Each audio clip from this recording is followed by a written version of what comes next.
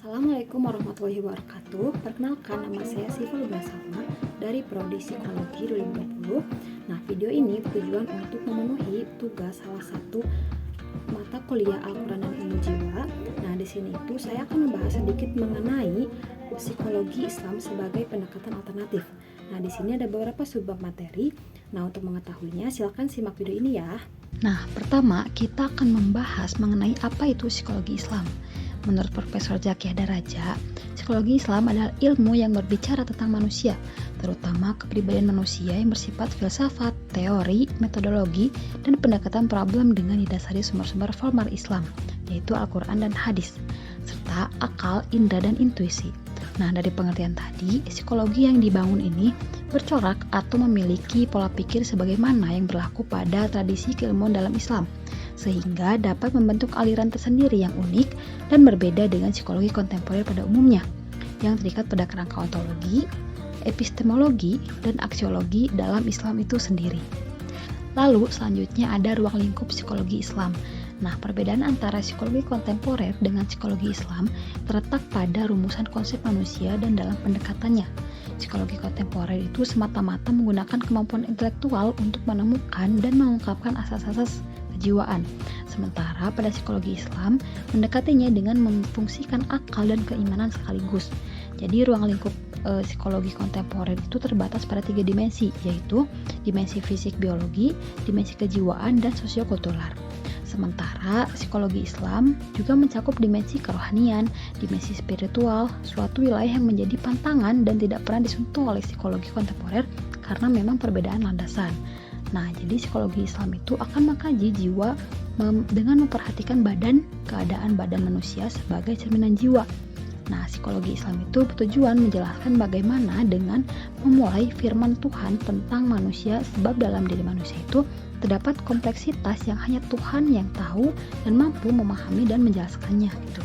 Nah, tentu saja hal ini membutuhkan landasan kewahyuan baik yang bersumber dari Al-Quran, hadis, maupun pandangan ulama yang bersinergi terhadap sumber hukum Islam tersebut. Nah, selanjutnya beralih topik kepada jenis terapi psikologi Islam. Terapi psikologi Islam ini mengambil model dan metode psikoterapi dari sumber ajaran Islam itu sendiri, yaitu Al-Quran dan Al-Hadis. Ada beberapa model psikoterapi menurut Al-Quran dan Al-Hadis, yaitu yang pertama ada psikoterapi melalui keimanan dan rasa aman. Nah, seperti yang kita tahu itu ya, mengenai sejarah agama-agama di dunia, khususnya kajian sejarah Islami, telah banyak sekali mengungkap keberhasilan iman kepada Allah itu dapat menyembuhkan penyakit kejiwaan, mengusulkan rasa aman, dan menjaga diri dari segala bentuk depresi yang merupakan penyebab utama adanya penyakit kejiwaan.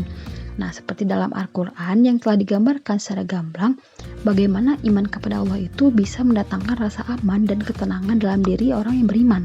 Sebagaimana firman Allah Subhanahu wa taala dalam Quran surat Al-An'am ayat 82. Nah, dalam ayat ini yang dimaksud dengan keimanan di sini adalah keimanan murni tanpa adanya campuran dengan ibadah kepada selain Allah. Nah, itulah keimanan yang mendatangkan ketenangan dan juga petunjuk ke jalan kebenaran dan kebaikan.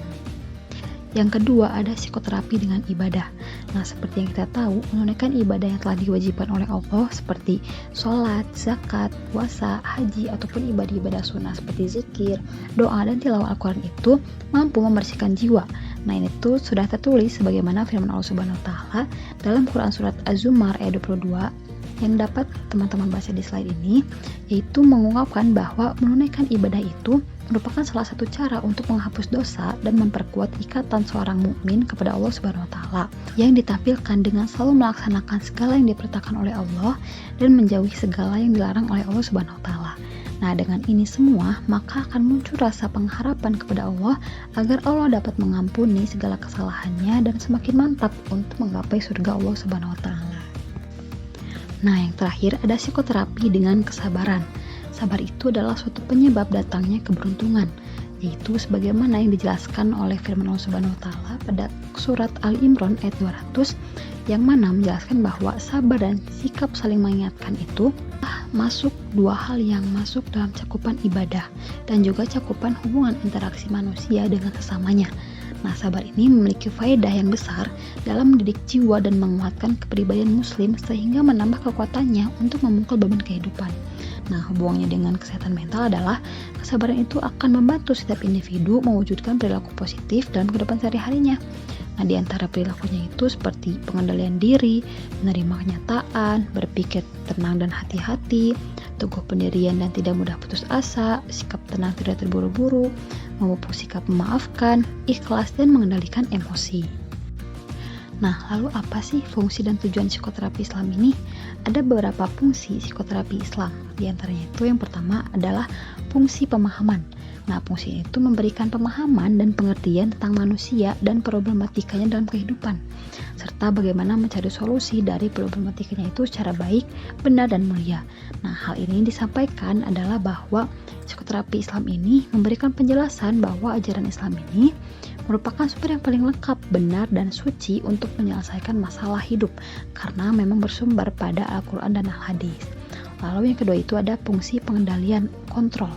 Nah, fungsi ini tuh memberikan potensi yang dapat mengarahkan aktivitas setiap hamba Allah agar tetap terjaga dalam pengendalian dan pengawasan Allah. Seperti misalnya pada psikoterapi ibadah saum, yang dimana kita harus menahan untuk tidak makan di jam-jam tertentu, yang mana itu akan meningkatkan kontrol diri kita. Nah, lalu ada fungsi peramalan. Di sini itu memiliki potensi untuk dapat melakukan analisis ke depan tentang segala peristiwa, kejadian, dan perkembangan. Karena pada Al-Quran dan Al-Hadis ada beberapa peristiwa dan kejadian yang sudah dicantumkan terlebih dahulu yang akan memberikan kita pembelajaran untuk lebih baik ke depannya. Nah, lalu fungsi yang keempat adalah fungsi pengembangan.